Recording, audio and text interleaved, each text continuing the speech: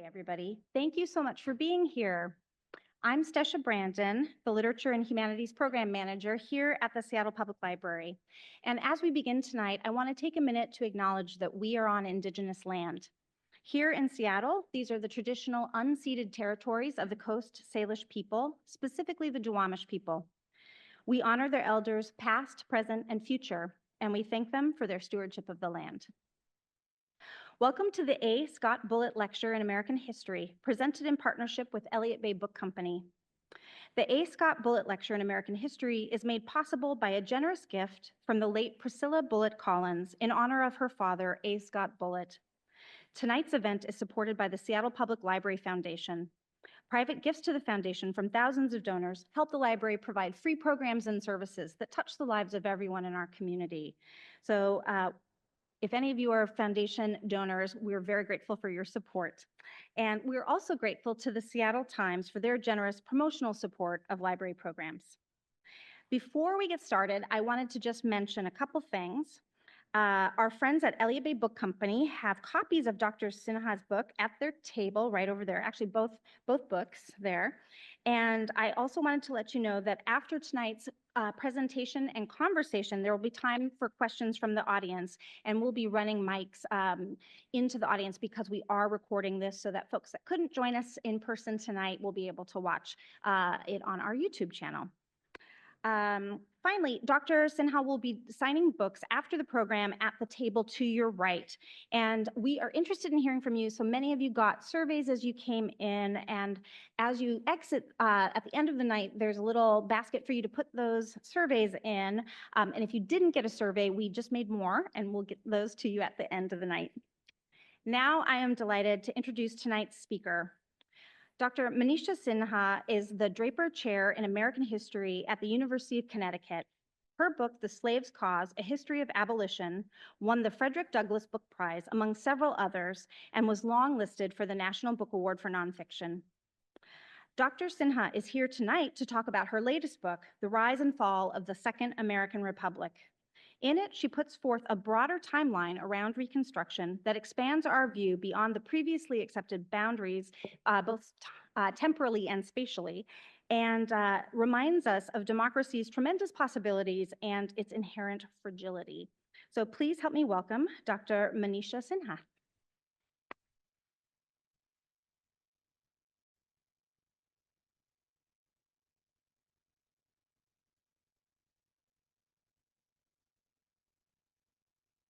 Thank you so much, Desha, for that introduction, and thank you to the Seattle Public Library for hosting me today. I had an opportunity to speak to the foundation earlier today, and so I'm really happy to be here. And also thank you to Tanya for shepherding me around Seattle, and friends and family who have made time to come late in the evening on a weekday to hear me. So I'm waiting for the PowerPoint to be up on the screen. Fantastic. That works. And hopefully we can go to the slide mode. There we go. Yeah, that's it. Perfect. We had a few technical difficulties in the beginning. So my talk today is, of course, drawn from my new book, The Rise and Fall of the Second American Republic. The book focuses on who is a citizen and the role of the state in expanding or constricting rights and indigenous sovereignty in the aftermath of emancipation and the Civil War. So Reconstruction, of course, is the period immediately following the Civil War. And its dates usually extend from the end of the war in 1865 to 1877, when the so-called Compromise of 1877 put Rutherford B. Hayes in the White House. And that compromise resulted in the fall of the last Reconstruction governments in the South. Now, my book, as Stesha pointed out earlier, expands both the temporal and spatial scope of Reconstruction, which I argue began with the election of Abraham Lincoln in 1860, when the first American Republic fell and the secession of the Lower South states from the Union and the formation of the Confederacy in the following year gave birth to a time period when the American Republic really ceased to exist for a couple of years. Now, the book pays attention to the process of emancipation during the Civil War and Reconstruction, when the Republic and the Constitution were remade or reconstructed to establish an interracial democracy in the United States after the destruction of racial slavery. So it looks at the long unwinding of Reconstruction also in the period following 1877 until the end of the 19th century, when Black citizenship in the southern states was overthrown and replaced by a regime of disfranchisement, racial segregation and violence, debt peonage, and convict lease labor systems, which many historians call slavery by another name. So the crucial question of Reconstruction, of course, is this: how did interracial democracy progress under the revolutionary impetus of the Civil War and emancipation, and why did that effort unravel so quickly by the end of the 19th century? Reconstruction birthed a national citizenship. It expanded the boundaries of political belonging, rights, and claims on the nation state, building, quote, a composite nation of different races and ethnicities, including former slaves, was the greatest challenge of the Second American Republic, according to the Black abolitionist Frederick Douglass. It was a fraught and contested project. Nearly 750,000 Americans died in the Civil War, and nearly 100,000 indigenous people were killed in wars on reservations and assimilation campaigns during the second half of the 19th century. Around 4 million enslaved people won their freedom and citizenship rights, only to be subject to a new regime of racial terror after the destruction of Reconstruction. So here you get the rise and fall. Despite the emergence of the suffrage movement, women remained disfranchised. Asian immigrants were systematically excluded, and strikes by workers of all ethnicities violently put down. So it is not only the chronology and scope of my book that is somewhat different from previous histories of Reconstruction, which, as I said, go only from 1865 to 1877, but its interpretation also is at odds with conventional narratives, which have emphasized how the United States was able to develop a unique and long-lasting experiment in Republican government by expanding democracy, incrementally but consistently, to groups previously denied inclusion. In the prevailing view, the Anglo-American liberal tradition is distinct from the more volatile histories of continental Europe, or so the story goes. From simplistic stories of American exceptionalisms to more sophisticated analyses of democracy in the Western world, the old consensus cannot, in fact, explain the violent upheavals of the mid to late 19th century in American history, the Civil War itself, and the brutal and violent overthrow of Reconstruction in the South. As President Abraham Lincoln put it in December 1862, fellow citizens, we cannot escape history, something that is worth thinking about today. The Civil War resulted in the destruction of the first American Republic and birthed the second. My notion of a second American Republic comes from the history of French republicanism. Now, of course, this is not a perfect match. The French have had 5 republics and 5 constitutions. The United States, on the other hand, has remade its constitution through amendments and federal laws periodically. But I think it is a useful analogy, especially for those who are unfamiliar with the history of the development of American democracy and all its twists and turns. In borrowing that terminology of French republicanism to describe events in the United States, I seek to highlight the growth of reactionary authoritarianism in the post-Reconstruction South, a type of politics that we often associate with Europe or the rest of the Americas. Put simply, the long afterlives of slavery and the downfall of Reconstruction are as important to understanding American history as are more familiar ameliorative tales about the abolition of slavery and the expansion of citizenship during Reconstruction. The story of the contest between the two is designed to capture an essential and ongoing theme in United States history, which has never been all one or the other. So, in this sense, I also depart from much of the new scholarship that instead of capturing this contest, lumps all American history under an all encompassing framework of racism. Not only that, but the history of the unmaking of Reconstruction reveals the global significance of the first abortive experiment to transform the slaveholders' republic into an interracial democracy. My goal is to put Reconstruction in broad transnational context and to thereby demonstrate that its long death has as much to tell us as its short-lived triumph. So, in employing this framework of the Second American Republic, my work draws inspiration not only from the history of French republicanism, but also from the history of the Americas, where republics rose and then fell to the forces of reaction and authoritarianism. Now, other recent work has expanded Reconstruction's boundaries.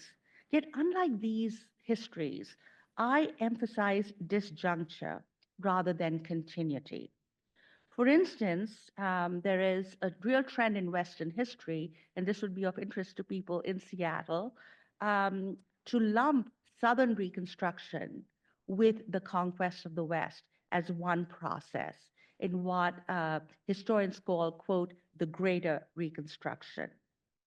But I argue that to view the bold experiment in interracial democracy that was Southern Reconstruction as the same political process that led to the subjugation of indigenous nations in the West is to completely miss the contestation that shaped this era.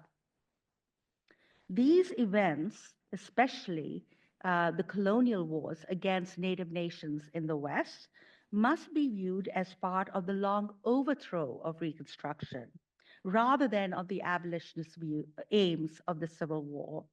It was not their consequence, as some have argued. So, where most see the seamless expansion of the American nation state, I show change and open conflict over democracy, citizenship, sovereignty, and political economy. Central to this history is the truly emancipatory moment represented by the new civic democracy of Reconstruction and its significant, legacy of progressive constitutionalism and democratic governance. The novel notion that the government is responsible for expanding rights and maintaining the welfare of all its citizens, regardless of race and previous condition of servitude. And that term, regardless of race, color, and previous condition of servitude, is there in most of the Reconstruction amendments. That's a direct quote from it. Debates on the nature of governance, whether all citizens and non-citizens, especially immigrants, at a moment when the United States saw massive immigration from all over the globe, from China, from Asia, Latin America, and Southern and Eastern Europe. So this debate, whether all citizens and non-citizens are equally rights-bearing individuals and claimants before the state, shaped and defined the Second American Republic, both its rise and its fall. Now, there can be no doubt that the destruction of racial slavery and the reconstruction of the misbegotten Southern Confederacy fundamentally remade the entire American Republic. That revolution transformed the US Constitution. Long before historians did so, the abolitionist William Goodell proclaimed in 1861 in his newspaper, the Principia, that the Civil War was, quote, the Second American Revolution that portended the national abolition of all inequalities, not just slavery. Oh, that was my phone. That's terrible. Usually they tell the audience to silence the phone. Um, the abolitionist feminist Angelina Grimke Wells, in her 1863 quote address of the Women's National Loyal League to the soldiers of our Second American Revolution, she was referring to the Union Army, argued that the Southern, quote, slavocracy threatened the freedom of all American citizens and sought to enslave working men of all colors. So this abolitionist vision of Reconstruction was not just simply the reunification of Southern states back into the Republic. It was a reconstruction of society that would lead to the emancipation of both labor and women. So it was a very broad conception. And in a way, it shaped some of the laws and amendments that eventually were put into place during this time. The American experiment in democratic republicanism, abolition, and Black citizenship was not unique, but it was part of a broader global transformation from slavery to freedom. In the aftermath of the American Revolution, the northern states had abolished slavery through gradual emancipation laws and created a republic that was half slave and half free. With the Haitian Revolution, the Latin American Wars of Independence, many of these countries also passed gradual emancipation laws in the early 19th century, and British emancipation, much of the Western Hemisphere had abolished colonial slavery. On the eve of the American Civil War, slavery had been abolished throughout the Americas or was on the wane, except for what we call the second slavery of the United States. The United States South, Brazil, Cuba, and Puerto Rico, which was then still part of the Spanish Empire. In the Americas, one can discern this sort of broader Atlantic reconstruction that included Cuba and Brazil, two countries where the so-called second slavery of the 19th century crumbled after slavery was destroyed in the US South. So what happens in the US really has an impact on the development of democracy in the Americas as a whole. The rise of the Second American Republic inspired anti-slavery republicanism throughout the Western Hemisphere. And eventually, the Brazilian monarch and the Spanish Empire were overthrown by the end of the 19th century. Now, I'd be happy to elaborate on this history in the question and answer period, but for now, I'm going to just focus on developments within the United States.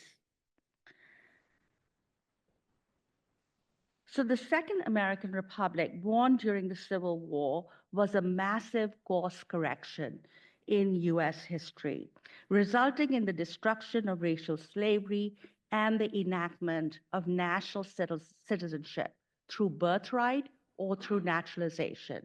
And this is a concept, birthright citizenship, which is now increasingly being criticized. So it's important to remember where it came from. Reconstruction was an unprecedented experiment in interracial democracy. It remade American democracy by establishing this notion of a national standard of citizenship so that states could not deprive their citizens of rights. And it increased the powers of the federal government considerably to ensure the political and civil rights of its most vulnerable citizens. It also expanded the boundaries of belonging and social claims on the nation state. Again, a part of Reconstruction that many historians tend to ignore. They just emphasize the political and civil rights. Reconstruction raised issues of native sovereignty, naturalization of immigrants that had been previously restricted to whites. At this point, it was expanded to include other races and ethnicities, and the emancipation and enfranchisement of women. the Reconstruction Constitution and laws that created the Second American Republic would have to be systematically overthrown and misinterpreted by the United States Supreme Court in order to undo the achievements of what I call, as you can see in the introduction to this slide, abolition democracy.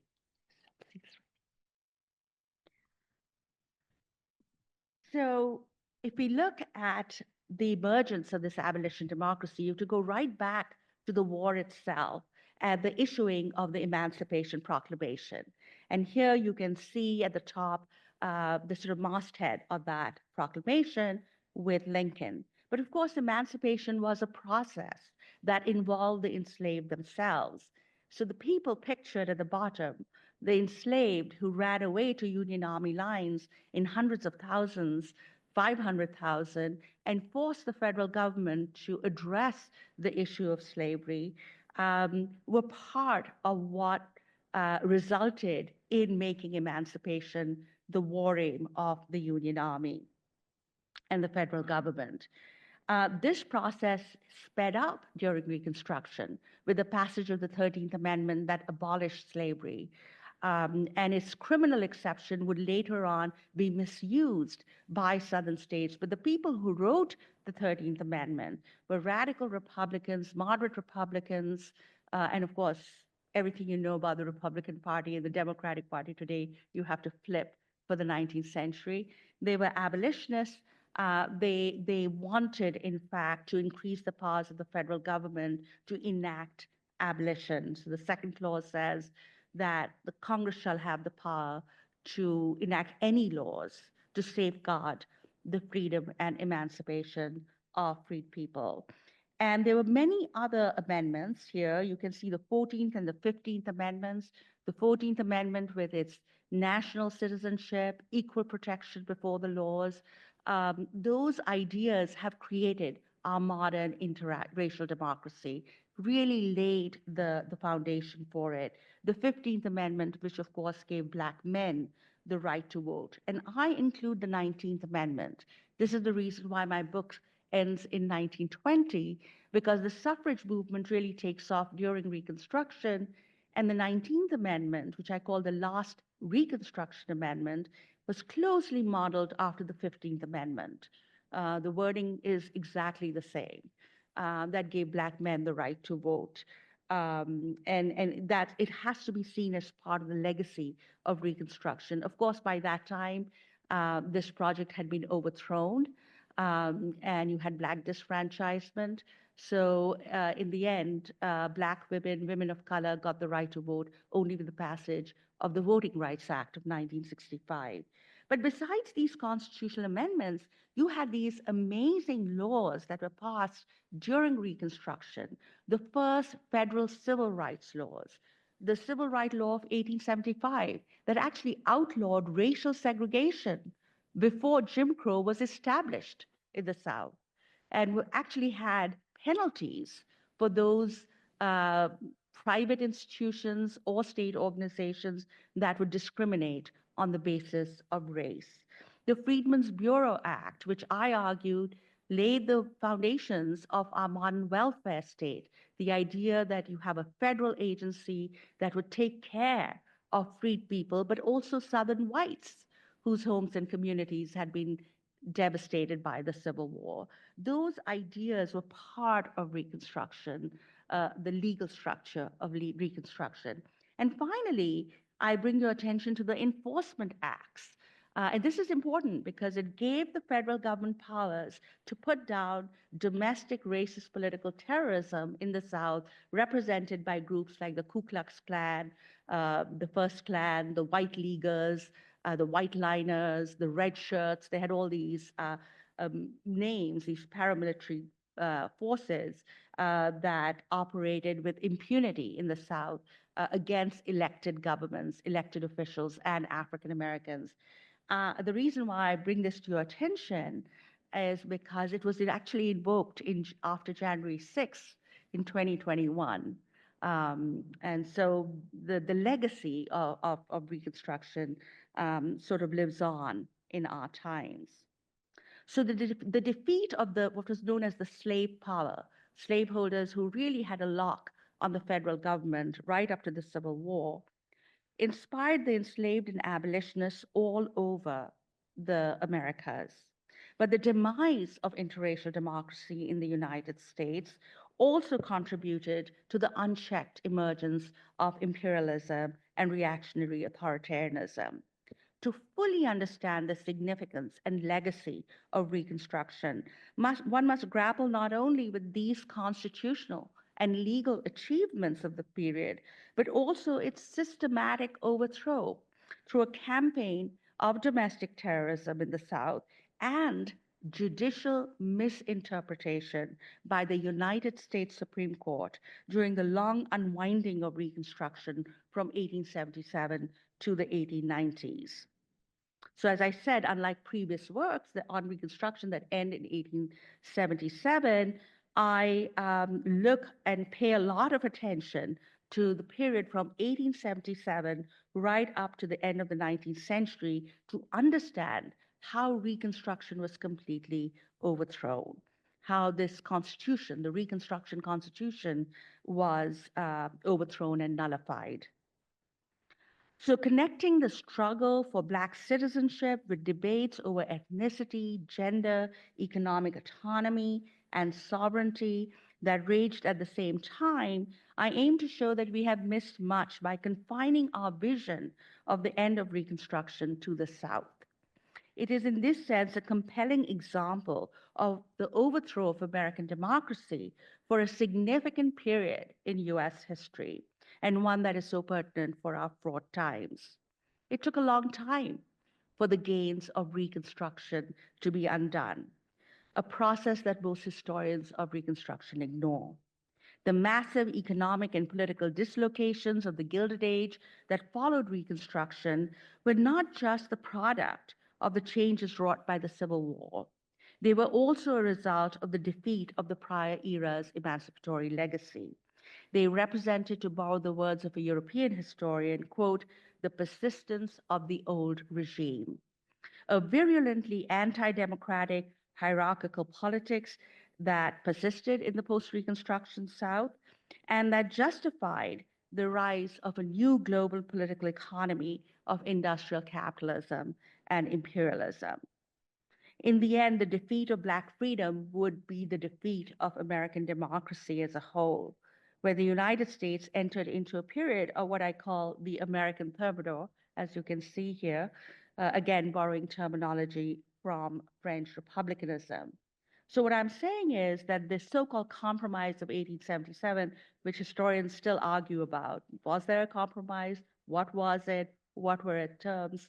That began this process of unwinding of Reconstruction, it's not enough just to look at that, that we really need to look at the 1890s.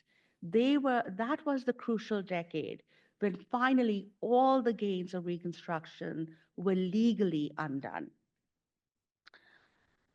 Another sort of primary aim of the book is to describe the ongoing tension between democracy and capitalism, with the latter's historical entanglement in slavery and imperialism and their long afterlives.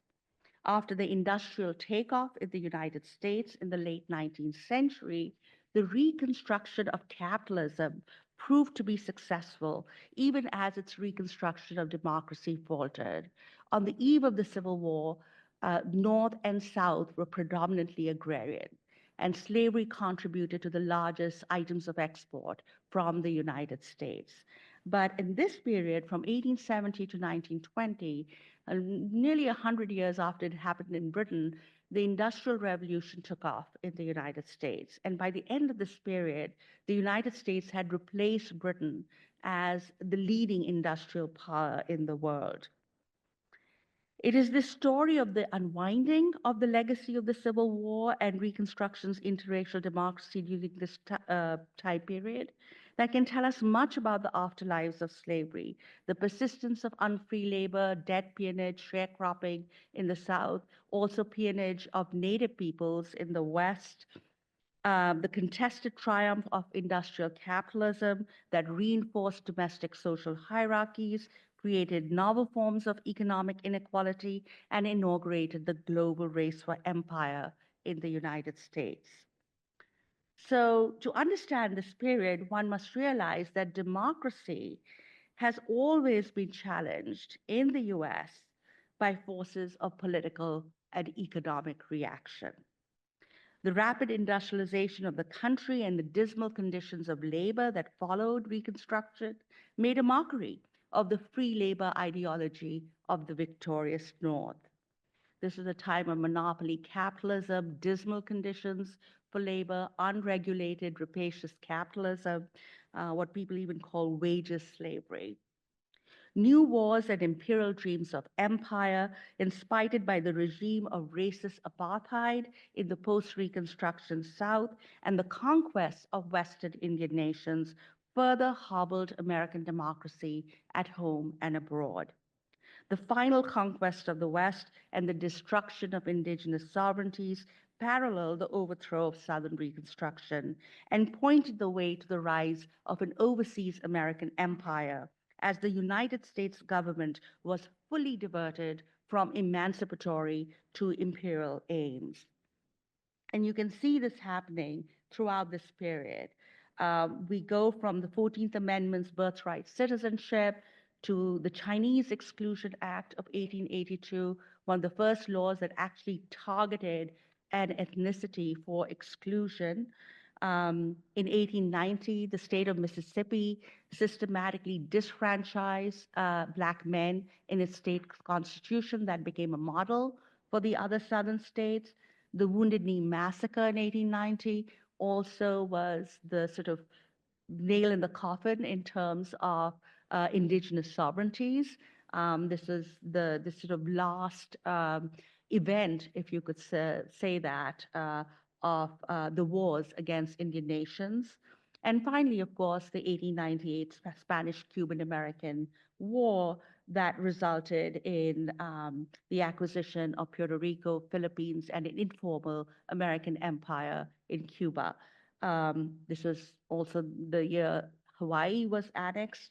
The reason why I emphasize the 1890s so much in my book is because you can really see the connection between the fall of Reconstruction in the South and the rise of American empire. This image is an image from the Wilmington coup and massacre.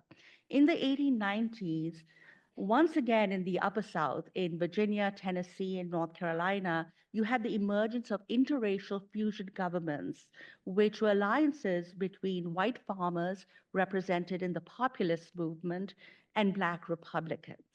And again, these governments were overthrown through a program of voter intimidation and fraud and sheer violence. So in Wilmington, in North Carolina, the city government was overthrown by a group of armed men. And not only did they overthrow the city government by violence, they also massacred the city's African American population, hundreds of them, many of them who were quite successful, politically engaged, had their own newspapers, etc. And one of the last Black congressmen during the Reconstruction era was actually from North Carolina in this period. This group of men represented here were men from the North Carolina Light Infantry, and they had just returned home from the Spanish-American-Cuban War. So you can see the connections directly in this image. So by the end of the 19th century, a formal US empire would subject people from the Caribbean to the Philippines to colonial rule. Many Americans don't even know that we had colonies.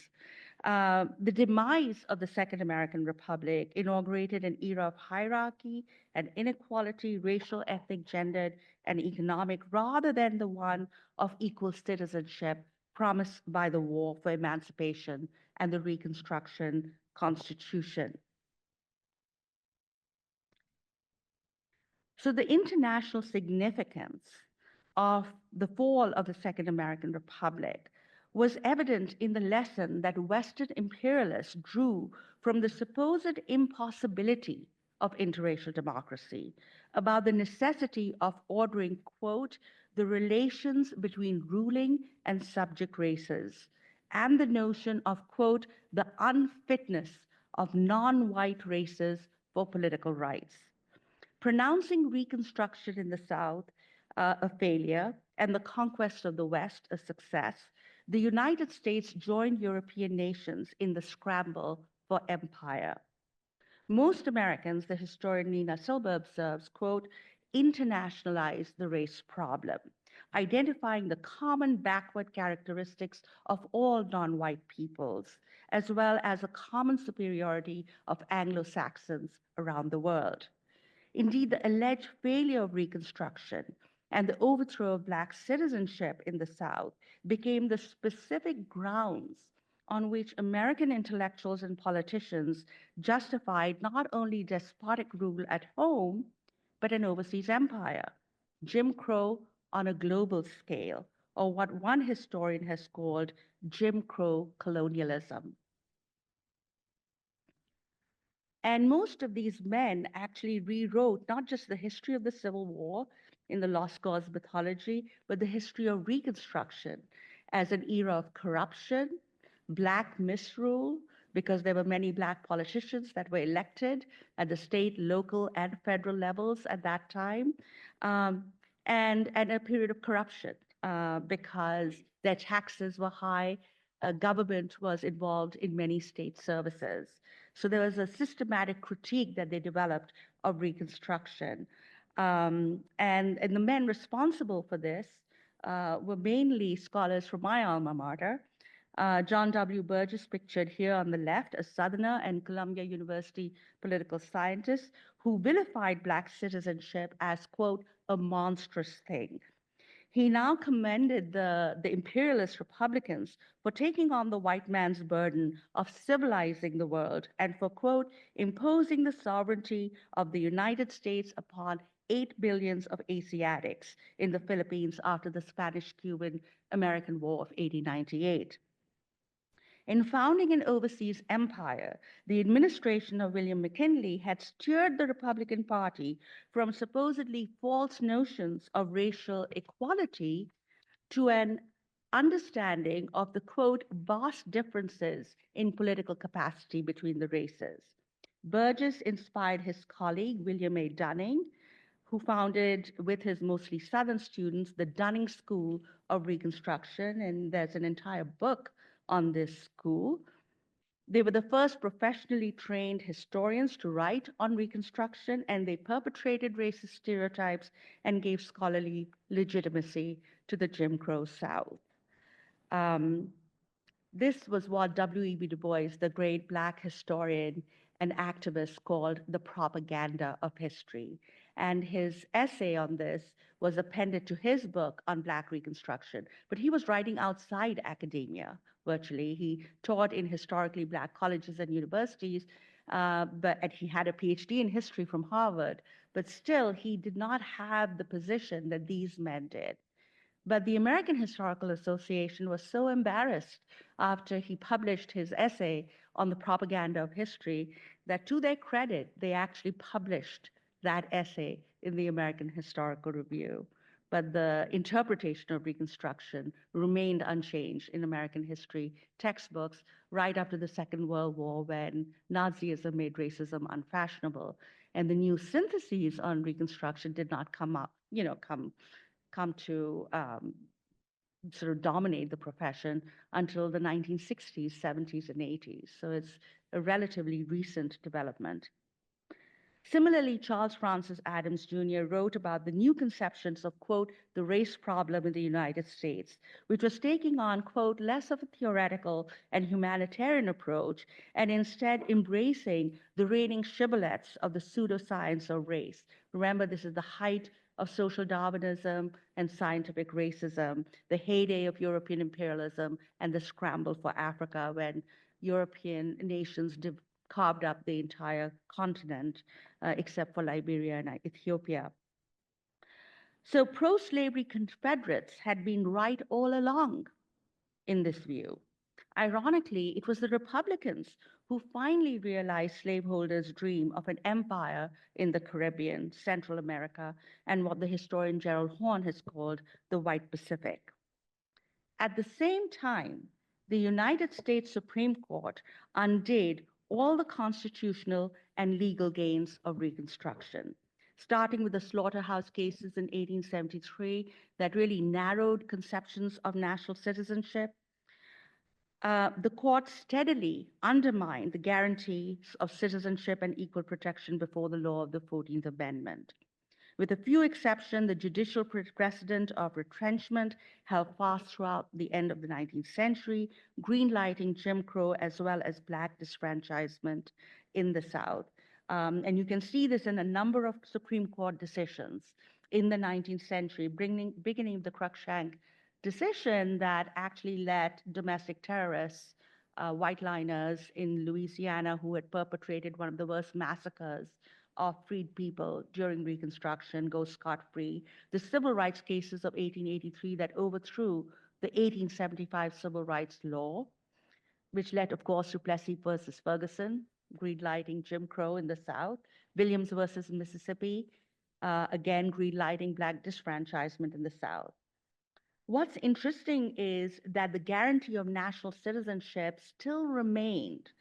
So even after the Chinese Exclusion Act, in 1898, the court, in the famous case of Wong Kim Ark, who's pictured here, declared this Chinese American who had been born in the United States a citizen of the United States because of the 14th Amendment's guarantee of national birthright citizenship. And the great dissenter, John Marshall Harlan, whose opinions we read today, we don't read the majority opinions anymore that much, who dissented in all these awful decisions that undid Reconstruction, he also had a blind spot. He also dissented in Wong Kim Ark, saying Chinese Americans should not get national citizenship. It should be only for African Americans. Also, what people don't know is that Wong Kim Ark, even after the Supreme Court said that he is a citizen of the United States, and an intrepid scholar has found this out, a legal scholar, that he was working as a cook in Texas. And he went to Mexico, and when he came back, federal immigration officials would not allow him to come back to the United States, even though the Supreme Court had said that he was a citizen. Finally he made it back, but the fact remains that this period of retrenchment was so severe that people who were pretty famous, like Ark, could be, again, have their citizenship questioned on very trivial grounds. Finally, it all comes together with the insular cases in the early 20th century. In these cases, the Supreme Court decided that insular, because these islands that had been acquired by the United States as colonies, that the inhabitants of these islands will not have the protections of the 14th Amendment and the US Constitution. That was imperialism, when you put people outside the constitutional order as sort of lacking citizenship. The court even reinterpreted the Equal Protection Clause of the 14th Amendment, which was designed specifically to protect freed people, to protect the rights of corporations during the Gilded Age against government regulation of the economy and labor conditions. The Republican Party itself slowly transformed from the party of Lincoln and anti-slavery to the party of big business and empire. Only in modern times has the 14th Amendment's Equal Protection Clause been interpreted to expand the rights of citizens as it was originally intended. From no discrimination on the basis of sex, gay marriage, the right to privacy in Roe v. Wade, which of course was recently overturned in the Dobbs decision by the Supreme Court. So by the end of the 19th century, the Second Republic's project of interracial democracy was in tatters. Yet its ideals and the freedom claims of the disfranchised animated social movements and struggles for equality that followed. These alternative democratic visions were the product of Reconstruction and its discontents. A reactionary thermidor resulting from the unwinding of Reconstruction had involved not just the subjugation of African Americans and Western Indian nations, but also the exclusion of Asian immigrants and the eclipse of women's suffrage. Some Americans continue to espouse these pernicious ideas from the late 19th century. Even with the many successes of the civil rights movement in the 20th century, the betrayal of Reconstruction haunts American democracy. And here there is, I don't know whether you can read it very well, but that's the Voting Rights Act of 1965. And if you look at the title of the act, it says to enforce the 15th Amendment to the US Constitution, passed in 1817, like nearly 100 years earlier. And of course, the Civil Rights Act of 1964, which replicated the Civil Rights Act of 1875. The nation still lives with the competing legacies of democracy and authoritarianism bequeathed by the rise and fall of the Second American Republic. Until the second reconstruction of American democracy in the 1960s, which unleashed other progressive social movements as well, the US South, or what one historian has called the American Congo during the nadir, was comparable to European colonies in Asia and Africa. The overturning of an interracial democracy, the unrestrained triumph of unregulated capitalism and imperialism created a political thermidor that affected all other groups, indigenous people, women, immigrants, farmers, workers, in short, all Americans, and democracy itself. And of course, it would be the defeat of this democracy and the anti-slavery state that paved the way for the reign of capital and the narrowing of emancipation to contract freedom and the triumph of laissez-faire liberalism, what we call political conservatism today. This is not modern liberalism, but the idea, classical liberalism, that government should not interfere in the economy and society at all, that Reconstruction was terrible because government tried to do that. In this historical process, government activism on behalf of all its citizens, former slaves, farmers, women, immigrants, and labor, came to be seen as misguided, if not horrifying. Instead, the full military and coercive powers of the government were deployed to repress indigenous nations, immigrants, and strikes. Federal troops were used to put down strikes. A neo-Confederate political vision, a fundamentally anti-democratic racist ideology combined with anti-big government rhetoric was reborn. It went not only national but international. Dressed up in fundamentalist religious idiom, racism, quote, redeemed the South and the West and provided the rationale for American colonialism. The lost cause mythology of the South was not just nostalgic window dressing for sordid industrialization. It became its ideological handmaiden.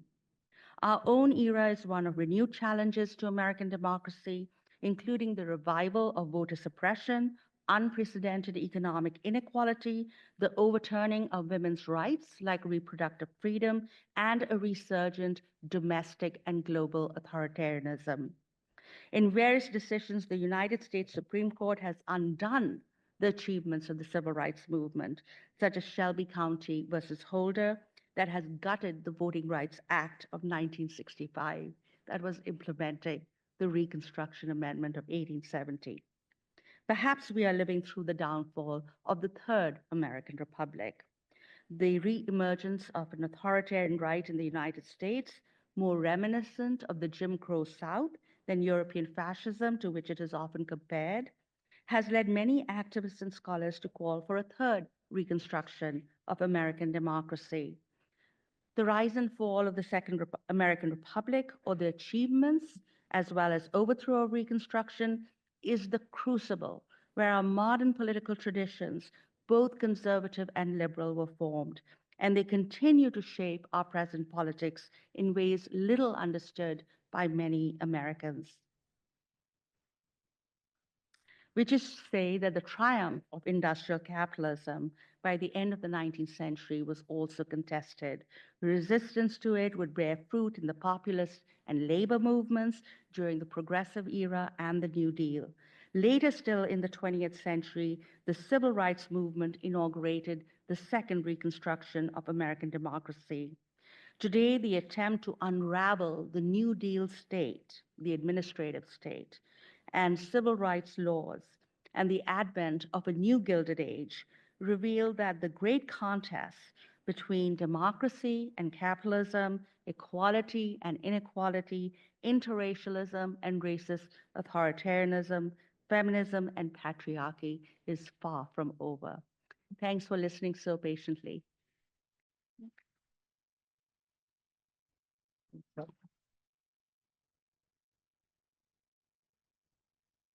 Thank you so much, Dr. Sinha. That's chilling. Now, Dr. Sinha will be now joined by Dr. Bianca Dang, who is assistant professor and the Donald W. Logan Family Endowed Chair of American History at the University of Washington. Dr. Dang's research focuses on the histories of Black freedom movements and state coercion in the Americas during the 19th century. So they're going to chat for a few minutes, and then we'll open it up to audience questions. We're going to get them mic'd up, though, so just hang tight.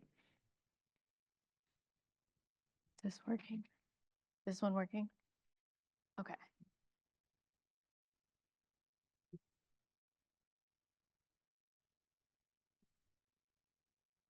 Oh.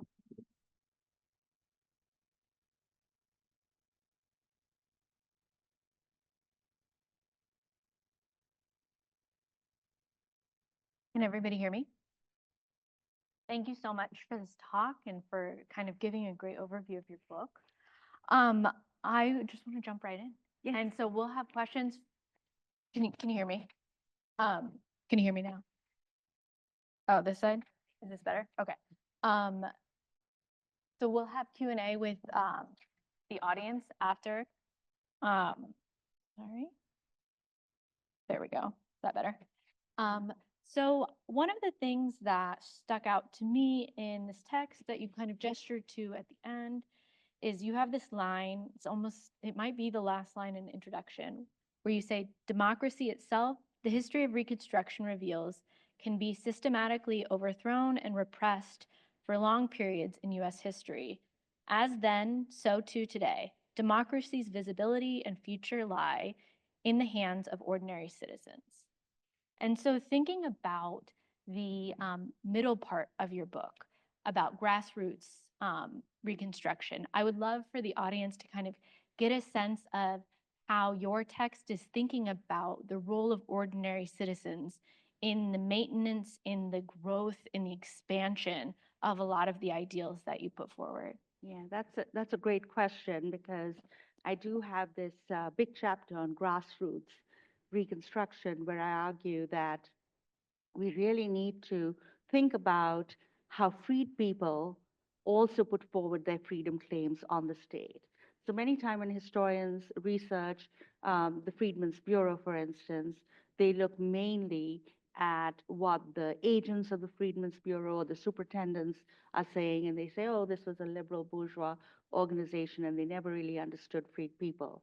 But if you look at the claims that freed people are making and demanding that they need relief, that they need some form of compensation for years of uncompensated labor, that they have claims to the land that they had worked without receiving any wages for it for generations, you suddenly get a different conception of the Freedmen's Bureau. It's virtually as if it was a mini state that was developing ideas of social welfare. I was also really interested in how ordinary citizens from the North, many of them went down south. You think of Freedom Summer in Mississippi during the Civil Rights Movement, they had predecessors. And many of these abolitionists and committed, and not just white Northerners, but a number of Black Northerners who went down south to participate in this great political experiment. And to me, those stories are the untold stories of Reconstruction. They have been told by Du Bois a little bit, by my own mentor, Eric Foner, who published a book on Reconstruction in the 1980s. But I still wanted to bring that entire picture out so that we understand that politics moves not just through law and legislation, which I talked about right now, but also in the efforts of people on the ground trying to make real their freedom. Trying to claim rights and expand the boundaries of democracy. So yeah, that was the hopeful part of the book. And so thinking about your use of Du Bois's concept of abolition democracy and thinking back to your previous book, The Slave's Cause, which is all about Black abolitionists and their kind of centrality to the abolition movement globally.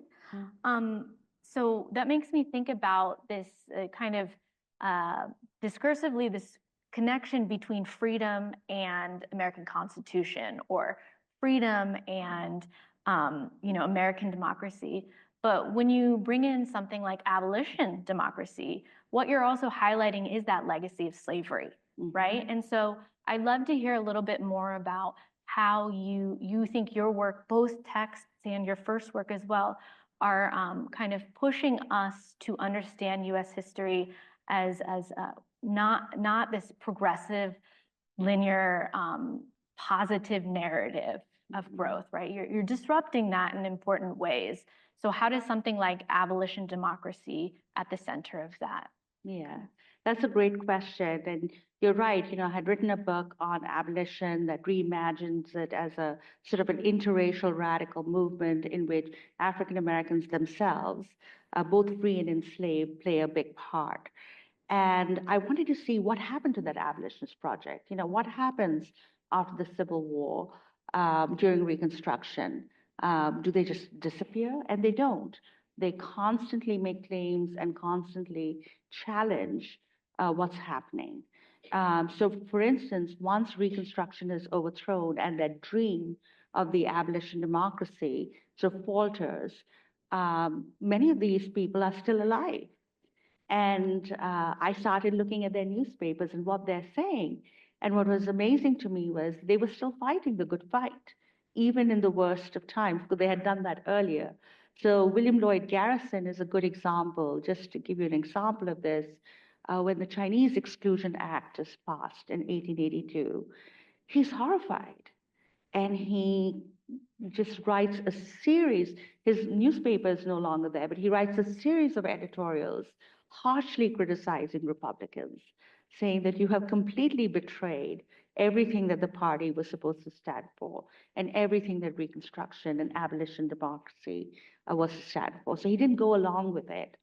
When federal troops are redeployed to the West to suppress indigenous nations, he tells people like General Sherman and Sheridan that you're like the Confederate generals because you're doing what they did to Black Union troops in the Fort Pillow massacre. You're doing that to indigenous people. So their voices are still there. And so even though it is sort of a real regression, and it just shows you how you think that these people have now put these things in the US Constitution, that should at least be, permanent, but it isn't. The Supreme Court just interprets all of it away.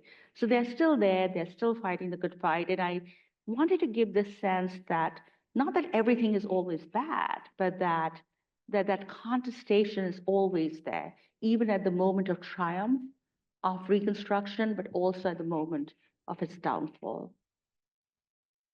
And then I guess this will be my last question, but thinking about this kind of growth of the modern welfare state, this kind of federal government expansion that you address so vividly throughout the text, and then the reactions, right? The anti-government, the authoritarian reactions that you see in Reconstruction, you see in post-Reconstruction, you see in post-classical civil rights movement, you see today. And so thinking about the kind of impact of this work for our present moment, there are so many ways that people could take it, but how do you want this to be taken in terms of what in contemporary times we need to know about this?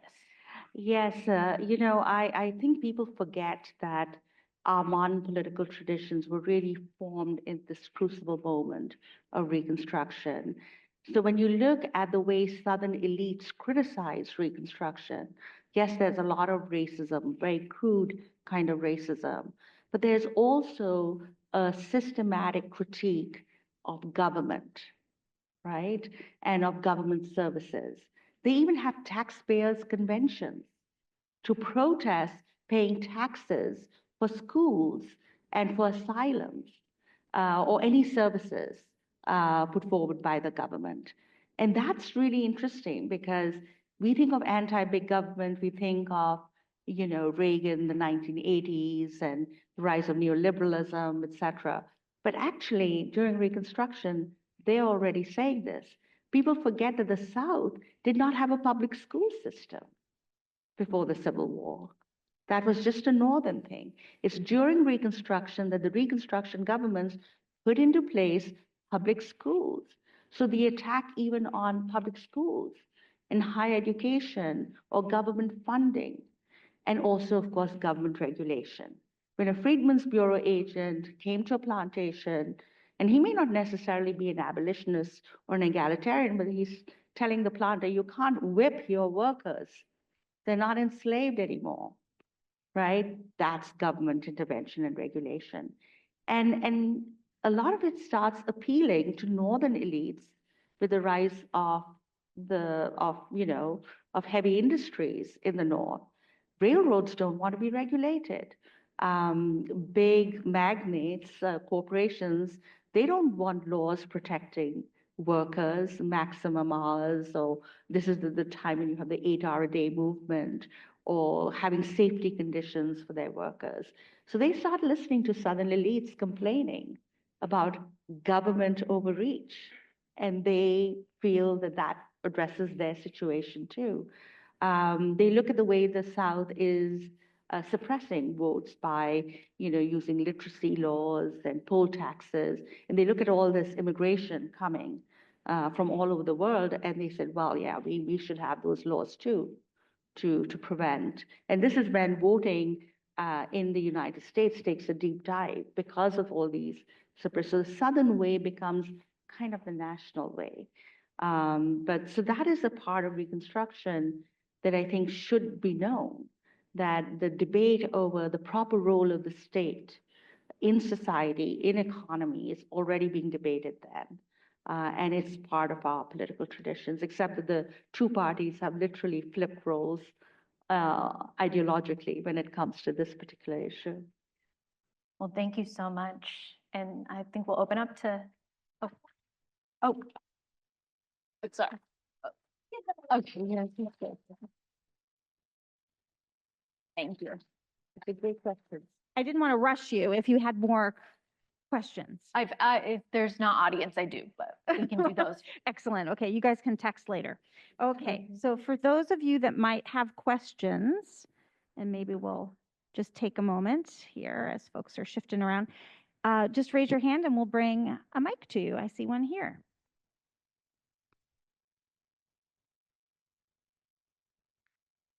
Well, of course, I can't start with a question. I have to start with a comment.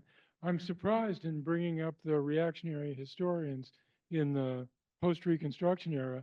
You forgot the most powerful one, the most well-known one, the most widely read one, the former, Ivy League historian, the former president of Princeton, the former governor of New Jersey, our president, Woodrow Wilson. Yeah. But my question had to do, getting back to your idea of, what did the grassroots in that period, have to offer us now? And thinking about my family, the first time women in my family got involved in national political movements, 1860s, 1870s, were women's Christian temperance and Save the Southerners from the Evils of Strong Drink, and then the public library projects. The Southerners could be saved from demagogues and firebrands if they had access to good books. And I wondered if you came across those two groups in your writing. I'm very well aware of Woodrow Wilson and his views on Reconstruction. He was, of course, the first Southern president to be elected after the Civil War. The very first. And Wilson was such a mixture of contradictions. I mean, he was a progressive in certain respects. He even believed in national self-determination, but not for the colonies, right? Not for, certainly for Black people. He segregated Washington, D.C. He expelled all African Americans from the federal government. And the Ku Klux Klan, the second Klan, marched in Washington, D.C., and he showed the birth of a nation, which was based on the Klansmen, which glorified the Ku Klux Klan. But he was not, he wrote, but then he defended the South, but he is generally not seen as part of that group of Dunning School historians who were straight out academic historians and who were using their academic credentials to perpetuate views of Reconstruction that were highly problematic. You'd be happy to know that my book has a lot of information on the Women's Christian Temperance Union because I look at the suffrage movement. And Frances Willard, who led the WCTU, was a suffragist. But like the suffragists, the WCTU, in order to include Southern white women in their organizations, ignored the question of Black equality and tended to ignore Black women and sideline their concerns in their movement. And that was a problem for American feminism when you had some of the, most interesting thinkers, philosophers of feminism, like Elizabeth Cady Stanton, who felt that, how come she, the educated daughter of the Republic, does not have the right to vote, while what she calls Sambo, freed people, Hans, German immigrants, Young Tung, Chinese immigrants, and Patrick, Irish immigrants, all uneducated men, had the right to vote. So there was a sliver of elitism also in their ideas. And the WCTU is one of those organizations that compromise in order to include Southern white women. But to the credit of Frances Willard, when Ida B. Wells, the Black feminist who led the anti-lynching campaign, Black suffragist, when she confronted Willard about this, Willard sort of backtracks and tries to include these issues. So there is a lot of this because I always argue that Reconstruction history is also women's history, and most historians of Reconstruction tended to just play lip service to women's history and did not really include that story. And I wanted to make sure that I included it. Other questions? Anybody over here?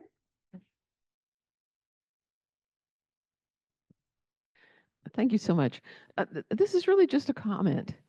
I have this vivid image in my mind of the page in my high school history book that talked about Reconstruction.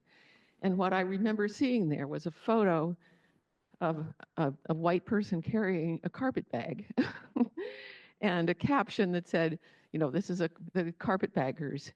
And the entire discussion of Reconstruction at the time was about the corrupt nature of the Reconstruction governments and the corrupt influence of the Northern carpetbaggers. Right. And this was 1963, something like that. Exactly. So has this been corrected in current Exactly. history So books? that's such, you said it was a comment, but actually it's a great observation and question because you're right. It's not until the 1980s that we get a full synthesis that overturns the Dunning School that perpetrated these terms. The Northern carpetbagger, the Northerners who went to help in the Reconstruction experiment. The Southern scalawag, which was a Southern whites who joined the Reconstruction experiment. Many of them were non-slaveholders or from non-slaveholding regions that had opposed secession and were not directly involved in slavery. Some of them had deserted from the Confederate Army. They were called scalawags, rascals. And then, of course, Black people they use all kind of derogatory names for freed people, the N-word, etc. So when I was writing my book, I noticed that even the people who were trying to overthrow the Dunning School were still using those terms. They were using carpetbaggers, scalawags, and all kinds of derogatory terms to talk about what were known as the radical party in the South. The Republicans were known as the radicals, the Democrats as the conservatives. So I made a conscious effort in my book not to use those terms. I also refused to use the term redemption of the South from Reconstruction, and I called it restoration of white supremacy in the South. So I refuse to use this term, because the moment you use those terms, you are already sort of acknowledging, to a certain extent, the validity of those arguments and interpretations. So I did something that I guess I told my publishers I must do this to explain this. I have a note on terminology on why I refuse to use the term redemption, carpetbagger, scalawag, etc. We have a question on the far side there. Thank you. Just a really fantastic presentation. Thank you so much. Yeah, I hope this question makes sense. You know, when I hear the whole story, I can't help but think there's, you know, I mean, there's kind of like these two sides, if you will. You know, those who are fighting for democracy and sort of these other forces of repression and you know, tyranny perhaps, and mixed in with some capitalism-driven things. And these are these struggles a struggle that's been going on for a very, very long time all around the world, right?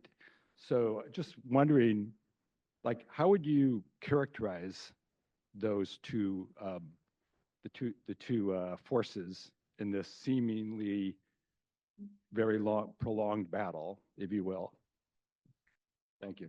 Yes, so you know, the one thing that I wanted to sort of disrupt a little bit is this notion that somehow the West has always been the seat of liberal democracy, especially the Anglo-American world. And you know, having been born and brought up in India, we didn't see British liberalism and democracy at work. We saw empire, right? And a kind of authoritarian rule in India, which, despite pretensions to the rule of law and democracy, made a mockery of it. And you can see the same thing happening in the United States, especially in the South. I mean, here's a republic founded on notions of universal equality, and yet, you know, you had 4 million enslaved people in the South. You know, it became a slaveholders' republic, enough to worry people like Lincoln, who was not an abolitionist, but an anti-slavery Republican, enough to worry him to say, you know, he says, you know, we are no shining city on a hill. We have slavery, and that somehow the republic needs to be saved, and its ideals need to be saved. So you see this contestation going on, especially, I think, in the United States. There are a lot of historians today, we are on the eve of celebrating the 250th founding of the American Republic, who say, well, even the American Revolution was fought to protect slavery. And that's a massive overstatement, and it's actually not entirely correct. And so to see these contestations is important, because we can go from simple, sort of mythic notions of American exceptionalism to equally simplistic notions that's simply the opposite of it. You know what I mean? And if you look at American history, and indeed world history, because America doesn't stand apart from history, that's the idea of exceptionalism. It's very much part of a broader history. You can see these forces in contention all over the globe. We have time for just two more questions. We've got one here and one there. Excuse me. Thank you for your presentation this evening. If you compare maybe U.S. political divisiveness in the last 25 years, where seemingly almost every national election is within the margin of error, especially in the presidential elections, can you compare that level of divisiveness and closeness within the country to kind of the fall of Reconstruction? How close was the country? How divided was the country? So that's a really good question, because probably the country was as divided as it is now. I mean, after all, they fought a civil war for based on differing ideas of what the republic should be. But, I'm not one of those people who thinks that we're on the verge of a civil war. There are a lot of people, commentators will ask me, journalists, and are we on the verge of another civil war? And I'm like, not really. We've been divided. We've had these differing ideas. So it's not as if at the present contest, actually, for most historians, seems familiar. So frankly, I don't want to live through the fall of the Third American Republic. It worries me when I hear Russ Watt, who wrote Project 2025 and is now part of the new incoming Trump regime, when he says we should be living in a post-constitutional order. People who think that power and authoritarianism is the way we should be going, rather than respect for the rule of law and the Constitution. And, I tended to come from a critical approach, even to the shortcomings of democracy. But today, when you're faced with such an acute threat from the right, where people don't want to accept the results of elections, where people don't respect the rule of law or our constitutional order, where they want to dismantle the New Deal state, which pretty much gives us many of our modern rights and privileges. It's a bit unsettling. And I have to say that at this point, the only hope lies in looking back at history and looking back at people like the abolitionists and the radicals during Reconstruction who didn't give up, who continued the fight. That's my take on it. I don't think we're on the verge of a war, but I do think that the contestation is going to get more severe in the next few years. And the question is, will our constitutional order hold? It's facing severe challenges. Thank you. We have one final question. So first, I found your talk really interesting and enlightening. Thank you. So the thing that I was wondering about is you sort of propose this conflict between ideals of interracial democracy and then of colonialism/imperialism. And while these are sort of portrayed as opposing forces, how does one contend with how the American democratic state is itself a product of colonialism? That's a great question. And a lot of people ask me this because, of course, the first American Republic can be seen as a settler colonial society, right? It was founded on the dispossession of Native Americans. And I make a bit of a distinction in my book by looking at that initial dispossession and the founding of the Republic, and settler colonialism then to the rise of a formal American empire. So once the United States becomes a continental power, right, with the dispossession of Native Americans also in the West, those wars are very much like modern colonial warfare of European imperialism. You could literally compare even the Civil War. Many times people say the Indian Wars were an extension of the Civil War. And that's not correct, because the rules of warfare, at least on the Union side, were followed rigorously. Even Sherman's campaigns did not include violation of rules of law. Lincoln's Code of War, which is seen as, as some of the foundations of the Geneva Convention and our modern rules of warfare, they respected that, even with the Confederacy. But when it came to Native Americans, these were colonial wars of subjugation, massacres of civilians, women, children, entire villages, brutalities and tortures that they would not have done, or that when it was done during the Civil War, even against Native nations, there were congressional investigations of it for violating those laws, right?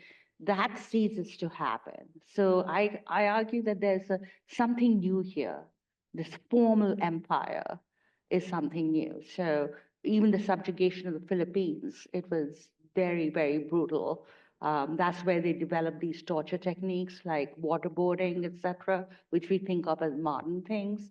So, and that seemed very familiar to me. It reminded me of what the British did in India or in Africa, where all rules of warfare were, done away with. If you look at all the racial massacres that take place in the early 20th century, it's a lot like the Jallianwala Bagh massacre in India, when the British just opened fire on a civilian population.